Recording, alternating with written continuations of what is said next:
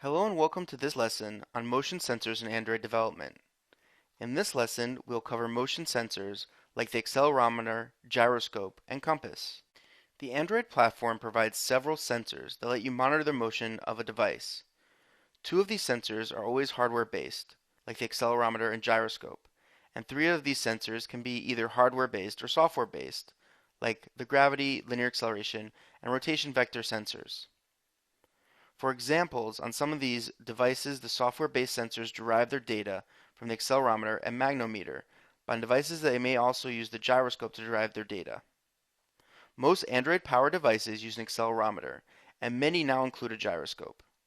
The availability of the software-based sensors is more variable because they often rely on one or more hardware sensors to derive their data. Motion sensors are useful for monitoring device movement, such as tilt, shake, rotation, or swing. The movement is usually a reflection of direct user input. For example, a user steering a car in a game or a user controlling a ball. But it can also be a reflection of physical environment in which the device is sitting. For example, moving while you're driving your car.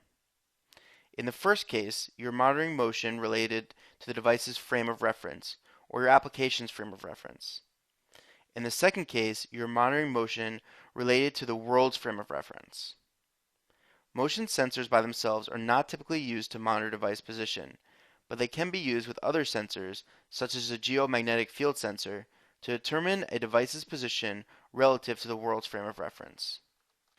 An acceleration sensor measures the acceleration applied to the device, including the force of gravity. For this reason, when the device is sitting on a table and not accelerating, the accelerometer reads a magnitude of g equals 9.81 meters per second squared.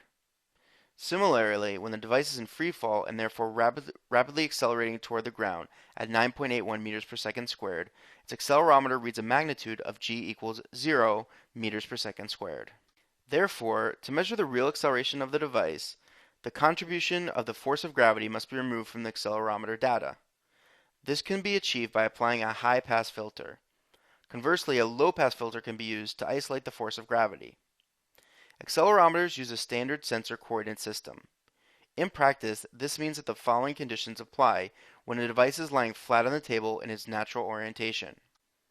If you push the device on the left side so it moves to the right, the x acceleration value is positive. If you push the device on the bottom so it moves away from you, the y acceleration value is positive. If you push the device toward the sky with an acceleration of a meters per second squared, the z acceleration value is equal to a plus 9.81, which corresponds to the acceleration of the device plus a meters per second squared, minus the force of gravity minus 9.81 meters per second squared.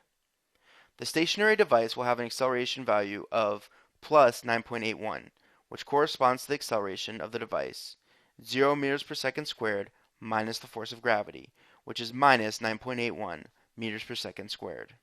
In general, the accelerometer is a good sensor to use if you're monitoring device motion. Almost every Android-powered handset and tablet has an accelerometer, and uses about 10 times less power than the other motion sensors. One drawback is that you might have to implement low-pass or high-pass filters to eliminate gravitational force and reduce noise. The gyroscope measures the rate of rotation in rads around a device's x, y, and z axis. The sensor's coordinate system is the same as the one used for the acceleration sensor. Rotation is positive in the counterclockwise direction. That is, an observer looking from some positive location on the x, y, or z axis at a device positioned on the same origin will report positive rotation if the device appeared to be rotating counterclockwise. This is the standard mathematical definition of positive rotation, and it is not the same as the definition for roll that is used by the orientation sensor. Standard gyroscopes provide raw rotational data without any filtering or correction for noise and drift. In practice, gyroscope noise and drift will introduce errors that need to be compensated for. Usually determine the drift and noise by monitoring other sensors, such as the gravity sensor or accelerometer. Although not technically a motion sensor, the geomagnetic field sensor lets you monitor changes in the Earth's magnetic field. This sensor provides raw field strength data for each of the three coordinate axes. Usually you do not need to use this sensor directly. Instead, you can use the rotation vector sensor to determine raw rotational movement, or you can use the accelerometer and geomagnetic field sensor in conjunction with the get rotation matrix method to obtain the rotation matrix and inclination matrix. You can then use these matrices with the get orientation and get inclination methods to obtain azimuth and geomagnetic inclination data. In this example of sensors, we create a simple application that will display data from the accelerometer, gyroscope, and magnetic field gathered by a real Android device. Let's start with the UI for this application.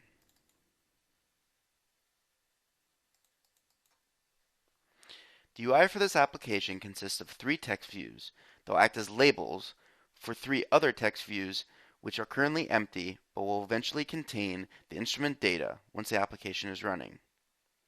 Let's jump over to our main activities Java code and see how the data is gathered and inputted into these text views.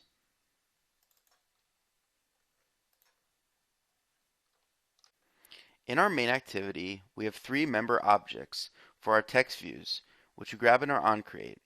We will later populate these text views with data from our different instruments. If we scroll down to our onStart, we can see we grab the sensor manager, and we access the sensors for our accelerometer, gyroscope, and magnetic field. And then we set this activity as a listener for all of those sensors.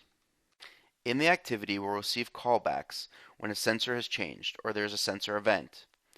When these callbacks occur, we'll call a switch on which sensor has been accessed by calling the get type of the sensor, and then we'll edit the corresponding edit text to display the text of the new sensor values. It is also important that in an onStop we unregister listeners for this activity. Again, for listening for sensor events outside of the activity's running part of the lifecycle, we can utilize a service or other long-running background component and should not be listening for events outside of the running lifecycle of the activity. Now let's run the application on a real device and we'll see the data populated. Since we're running this application on an actual device to utilize the built-in sensors on that device, we can utilize the video recording feature on Android Studio to capture a screencast of the device. The video recording feature is symbolized by this green button in the Android DMS view. When we click this button, we'll record the events from our actual device so we can see for later viewing. Here we can see a screen recording of the actual device screen, which we recorded through Android Studio. We see that initially, when we move the device up and down, the force greatly changes.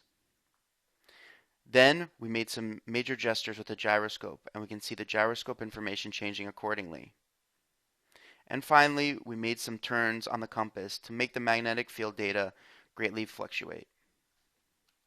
Thank you for joining us in this lesson on motion sensors and other sensors in Android.